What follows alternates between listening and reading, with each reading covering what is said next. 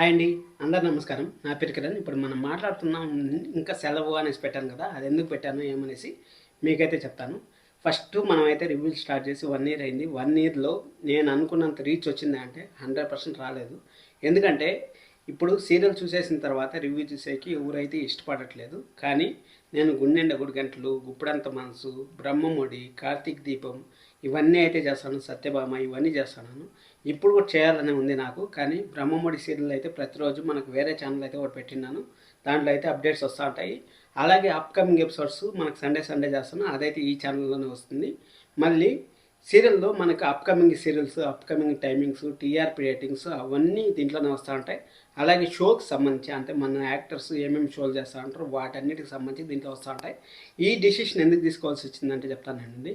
ఇప్పుడు మార్నింగ్ మనం 7కి లేసాం అనుకోండి. 7కి లేసినా కానీ పనులన్నీ చేసుకొని నేను 9, 10 కల్లా పనికెళ్ళాలి. పనికెళ్ళాలంటే నాకు ఇక్కడ ఖచ్చితంగా నేను 2 అవర్స్ స్పెండ్ చేయాల్సి వస్తుంది. ఒక వీడియో చేసే 2 అవర్స్ స్పెండ్ చేయాల్సి వస్తుంది.